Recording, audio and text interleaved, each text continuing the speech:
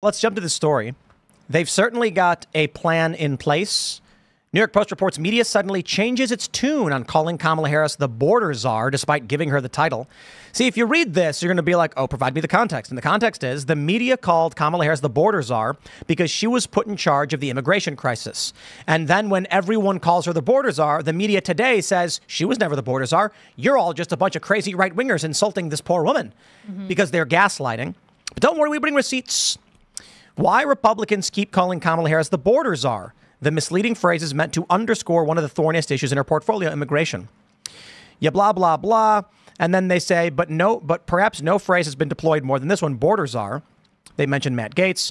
But Ms. Harris was not, in fact, appointed border czar, nor was she tasked with addressing the broader problems plaguing the border itself. Heavens me. Look at this one from Axios. This is the best gaslight ever. Border confusion. Because it's called Harris Border Confusion Haunts New Campaign. Right at the top. It says confusion around VP's exact role, early media misfires, and rapidly changing regional migration crisis has made the issue a top target of the GOP. In the past few days, the Trump campaign and Republicans have tagged Harris repeatedly with the border czar title, which she never actually had. And then because they got called out very heavily, you've got this. Let's zoom in here on X. They tweeted, the Trump campaign and Republicans have tagged Harris repeatedly with border czar title, which she never actually had. Hey, here's a community note. Axios previously reported on April 14th and March 24th that Kamala Harris was appointed as border czar. President Biden is putting Vice President Harris in charge of addressing the migrant surge at the U.S. border. Harris appointed by Biden as border czar. Don't take my word for it. Hey, I got it right here from Axios. This is gaslighting in real time. And I'm sorry, my friends. I'm sorry because I know when you go and talk to your liberal aunt, uncle, dad, mom, grandpa, whatever, and you say, what are you talking about? Axios and a bunch of media outlets called her the border czar. They go, no, they didn't. The New York Times said they never called her that. That's Trump doing it. And you'll be like, please look at the article. I'm not reading your Trump news. Right. And this is the problem in this country. The media is full of a bunch of evil scumbags who are gaslighting you on purpose because they want people like Kamala Harris to be able to imprison their political opponents, start World War III, and I guess leave the border open, et cetera, et cetera.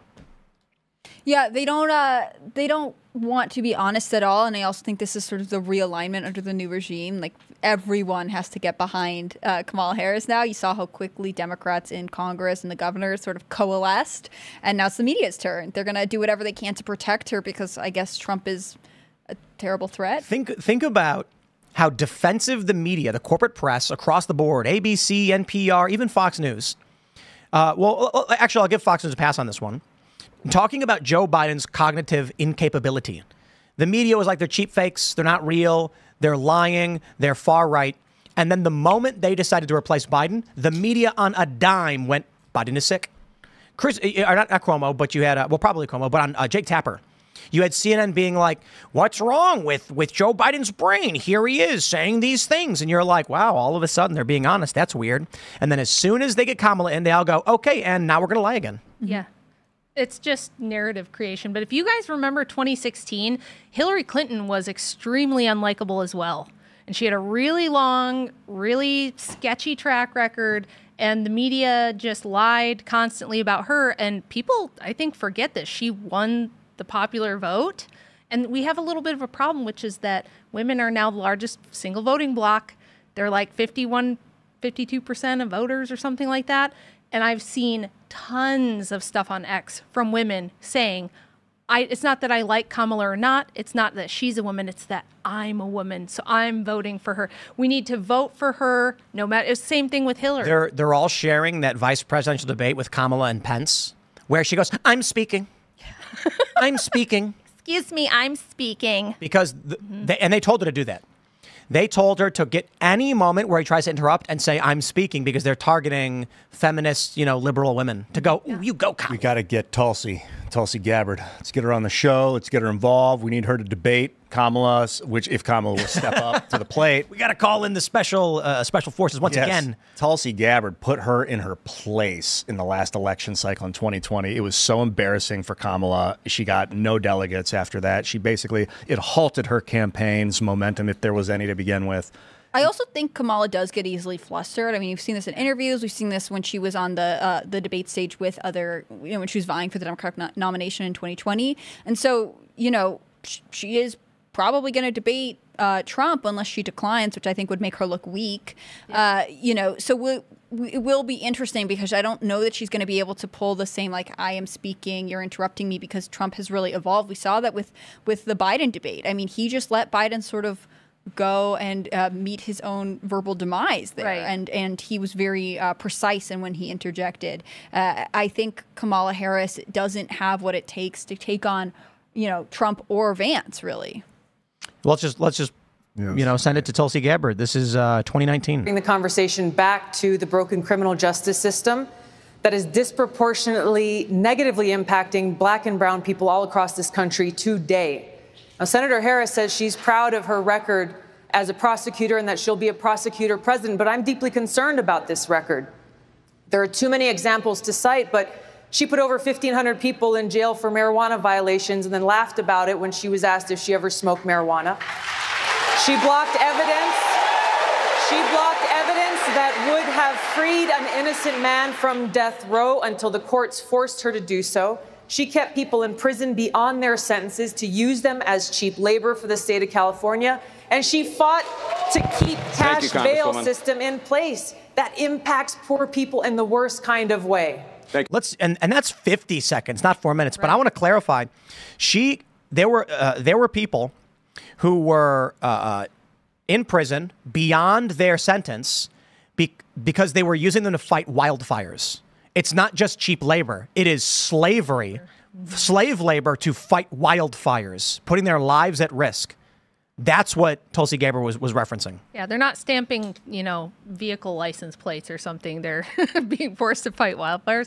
And if you look at the optics here, Tulsi's in white, which is always associated with like innocence, goodness, and being angelic, and Kamala in the black. She looks like a Sith Lord. Well, I mean, her face is her face gets real sour as soon as Tulsi starts talking.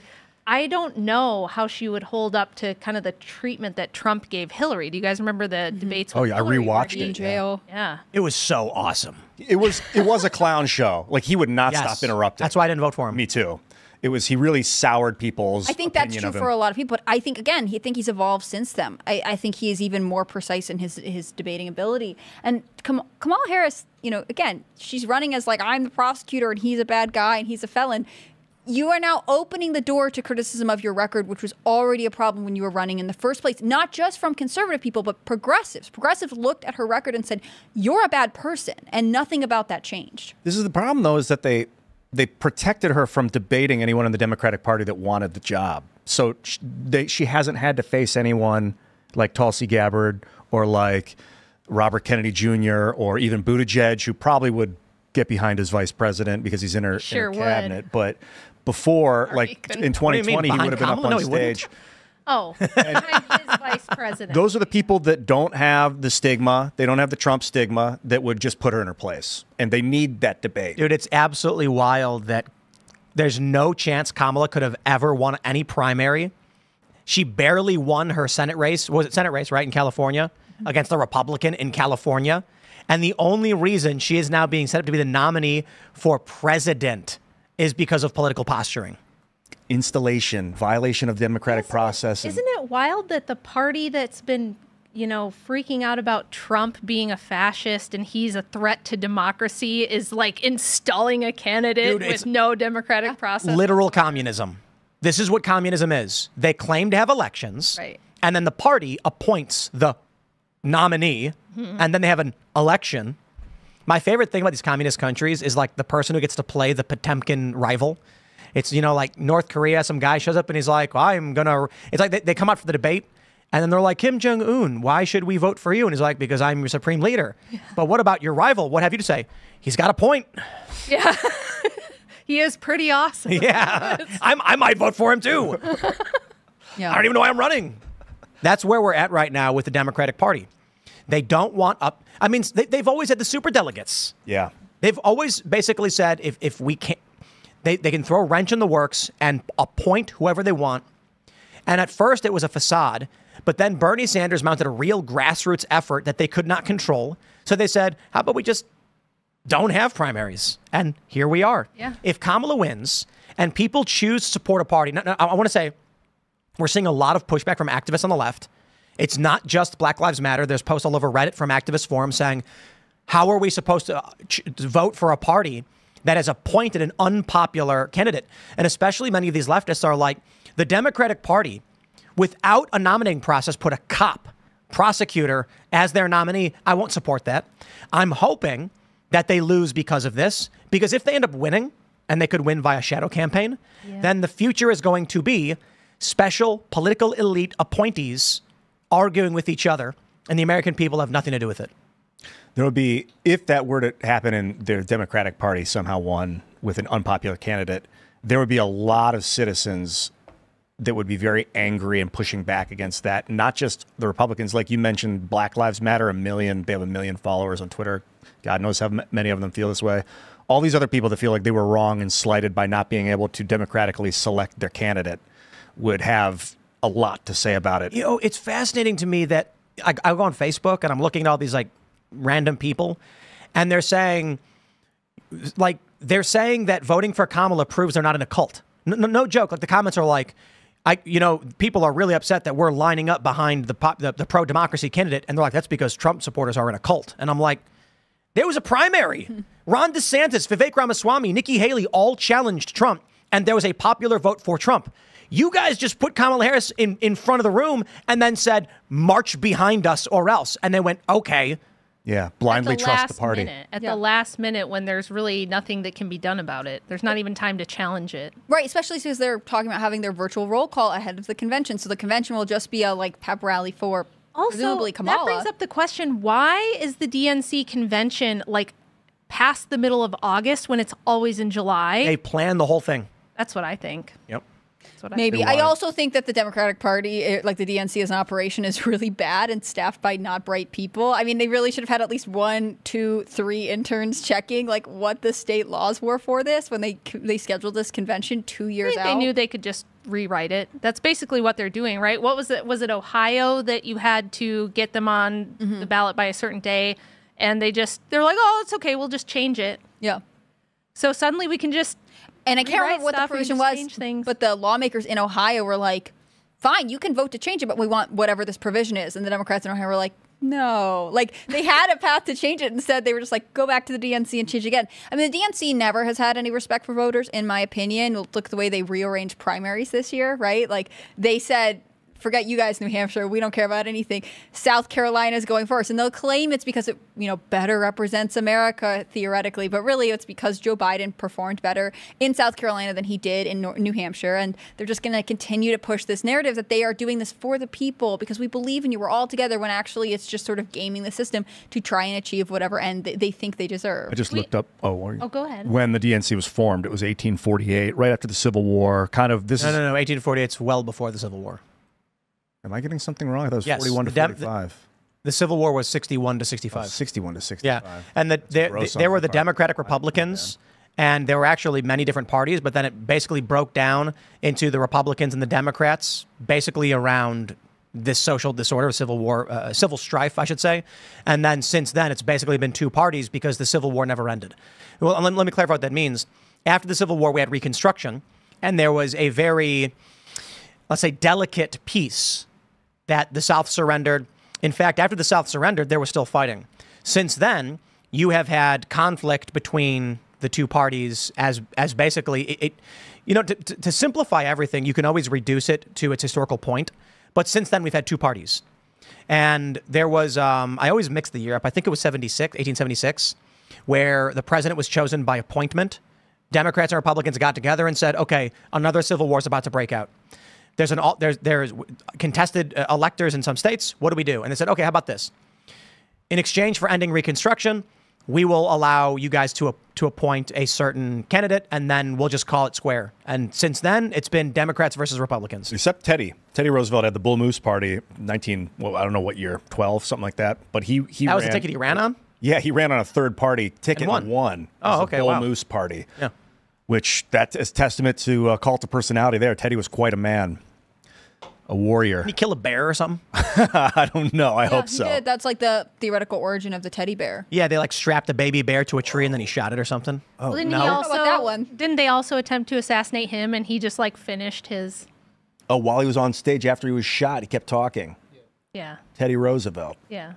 It's a beast It of a man. takes more than that to kill a bull. When Obama got into office, he said his favorite president of history was Abraham Lincoln. And when he left office, he said his favorite president was Teddy Roosevelt. I think he understood the power. And I kind of liken Trump to Teddy because I think Teddy was like not like my mom wouldn't have loved him as a man if she'd known his personality. She probably would have thought he was a hideous human being. Like, what a dick. I don't want him around my kids. But the reality is he was a great administrator. Do you believe, I mean, so often we hear this in politics, like, you want a candidate who you could have a beer with. Do you think that is true? Like, do you want someone that you would want to hang out with, or do you want someone who you think would be effective in the job? Does someone that you'd want to hang out with necessarily mean that they are good in the political position? I want foreign leaders to fawn over my president. I want them to fall to their knees and worship like they do with Trump. That was the thing about Trump, is that Kim Jong-un was like, I love you. That's good. That gives us the cult worship that we need to create the culture of the world. So that is like the guy I want to have a beer with there. But if he's a terrible administrator, then no, I don't. I would. Terrible administrator, but he's really nice. He always comes with a board game when you throw a party. I think I would choose the administrator. Real quick, we got a super chat from MCAN saying, look at HRES 253, 118th Congress. It names Kamala as the border czar. It does, but in quotes, because it's not an official title. But I do think it's funny that she was, this is a bill that was a resolution to remove her as the head of the Biden administration strategy to address the root causes of migration. What the media is doing is twofold. When people say she's the border czar, it's just a colloquial simplification of her task. The crisis at the border was overwhelmingly illegal immigration. She was tasked with dealing with it, and the media called her the border czar. So then a bunch of people said, okay, now they're gaslighting you, claiming she never was. That's not true. She never had that title. It's not a title. What they're also not telling you is they're saying the New York Times is like, but she was never in charge of drugs or cartels.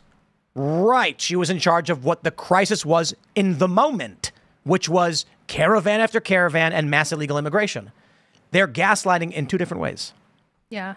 Well, things are we've had such a wild last 4 years. Things have been so crazy that I think we're almost like, we're used to this constant, really weird stuff, like totally anomalous black swan events happening. And they've come in such frequent waves the last 4 years that I think people are getting a little numb to it. And part of me wonders if this isn't purposeful, just to kind of acclimate people to like whatever huge changes are. I mean, there's stuff going on the grand chessboard with Ukraine and Russia, with, the stuff in the Middle East, with plans for a new pandemic. I don't know if anybody's seen any of that coming out of New Zealand, how they're prepping for that. We've got Christopher Wray, head of the FBI, saying, oh, gee, you should be on the watch out for new terror attacks because we're thinking that's coming. And it's like, we had the election in 2020 go in a very fishy way, and now this one's going very fishy. And it's like, part of me wonders, are they just kind of like happy to be out with it now so that when they, bring down this democracy illusion stuff to put in this global new world order, they're just kind of like, it's in your face, and it's like, what are you going to do about it? I just feel like there's fog of war and chaos on purpose right now. And like Tim said, the media they literally tell you one thing and then tell you that they didn't say that the next second. And it feels like 1984 type psyop psychological working. Yeah, the final order, this is from 1984, the book by George Orwell, is to, what is it, disbelief your eyes and ears. It was the most important and final order from the party. Yeah. For real, because the Democrats I knew in 2008 never would have put up with this, having a candidate installed. This is insanity. This is not American. I believe that is incorrect. Not the ones I knew. They had none of this. You mean the voter base? The people I knew in the voter base. Yeah, oh, yeah, we were avidly pro-democracy for real. Like the people's voice is what controls our nation. We are the nation. We are governed by ourselves, and these people are representing us in the process. There's only one thing you can do. Vote Trump. Vote Trump. I might. Oh, he's going to do it. I said, I don't know what I'm going to do with the voting thing. I'd rather get someone to vote. I'd rather get 10 people to vote the way I want them to vote than to cast my vote. But also, your vote is your own to know. Vote? Because you were saying the other night you weren't sure who you were going to vote for. I want you to vote for who you believe in. I mean, that's the most important Trump. thing. Why was that a dig? It's like No, there's no better example of the left being a cult than Drumpf. You remember that? Yeah. John Oliver was like, his name Trump was actually old in Germany called Drumpf. And I was like, oh, well, what an interesting fact. My family's name back in the day was Bingenheimer, I think it was, and it was changed to Bingham because people change their names all the time. Well, that's very interesting. And then all of a sudden, everyone started going Drumpf all over the place. And I was like, I don't understand why that's an insult. It was not. It was, when you say Drumpf, you're saying I'm in the cult. That's all you're doing. But this is the same kind of thinking, though. They'll be like, oh, this movie's coming out, and it's really funny, and it's really good, and it's so great. And then when it comes out, it flops, and the reviewers don't like it, and all the critics are like, what an amazing movie. I mean, they are just going to buy into whatever messaging they are told right now they have to be a part of. Like, it's not a good insult, but they're going to repeat it anyways. Like, this Kamala Harris's one line, I guess, this coconut tree thing or whatever, like, they're going to continue on and on and on, even though it's not that good. Thanks for checking out this clip from Timcast IRL. Make sure to watch the show live Monday through Friday at 8 p.m. Subscribe to this channel, and we will see you all there.